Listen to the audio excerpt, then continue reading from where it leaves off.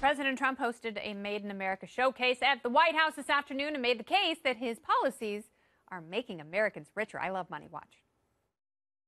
Since our tax cuts were passed, more than 6 million Americans have received a bonus or a pay raise, in some cases a very substantial bonus, and they're really liking it. Creating over $7 trillion of worth for our country. We vaulted up to a very strong #1 position. We're the largest in the world, largest economy in the world. All right. Where's Casey Kasem when we need him talking about our ranking?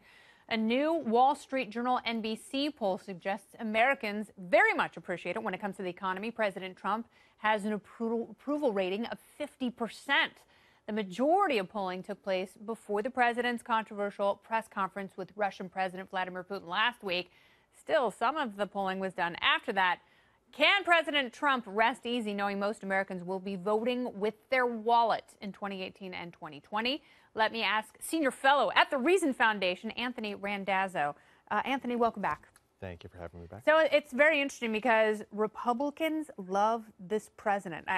The polling, the favorability that he has among his own party, which he's making into his own party, astronomical, 87, 88%. Of people that still identify as Republicans. Yes. That's an easy way to jack up those numbers, all the people that drop out of the party. Yeah, and more people drop out of the Republican Party than the Democratic Party, and a bunch of the Democrats are becoming commies. So the whole political snow globe has been shaken, which is fine. As long as the economy goes well, this president seems like he's home free, yes?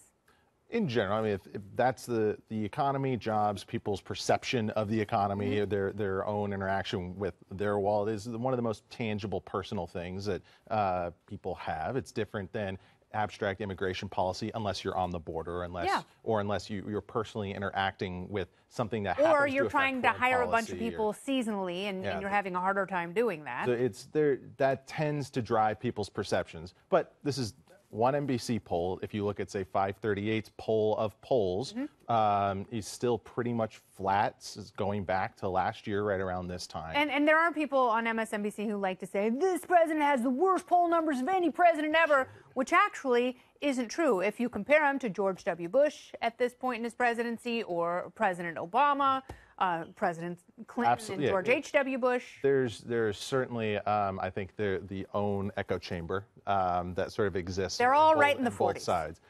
It's like the members of Menudo. You will find this is a fairly common thing. But I also there's something going on, I think, underneath those polling numbers. There's a group that's the base of Trump supporters that this is exactly what they wanted. They either wanted the chaos in foreign policy or they wanted the tax cut, even if it's going to drive up the national debt. And then there's the group of people that gave up a lot of their previously held beliefs, maybe about deficits being bad and or being pro-free trade, to back the president, maybe for something like the Supreme Court. That those individuals, I think, are the interesting ones because they're having to continue to contort themselves, I think, and double down in supporting the president, even in the face of crazy things like what happened with Russia the last peak. Because there's a sense of, I supported this guy to get like the one thing I wanted, even though he's got to be right. This has to work out. And it's a otherwise, I'm a total fraud. Absolutely. And I think there's a couple different things going on underneath that. One of those can break easier than the other. Okay, what about the economy, though? Because, if it does well, he'll be fine. Republicans will be fine. Yep. What is the economic forecast for the next 2 to 4 years? Well, if I actually really had that, I'd keep it to myself and go off and make a ton of money.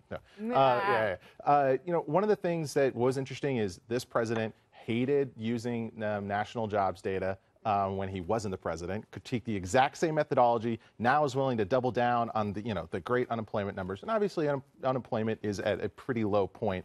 Unemployment's still a problem. I think that there certainly is a degree of people don't have all the kinds of jobs that they want. So there's something that the data isn't great. Oh, don't get all Kamala Harris muddled on me. through. It's Everybody very has two jobs. No, everybody's a TaskRabbit and driving an Uber.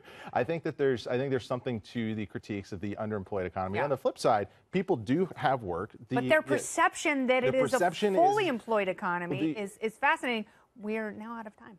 I'm so sorry. We could just keep going for. You are fully employed, thus you must come back and explain in even greater detail. Anthony Randazzo. Thank you for having me on. Randazzo. Okay, very good.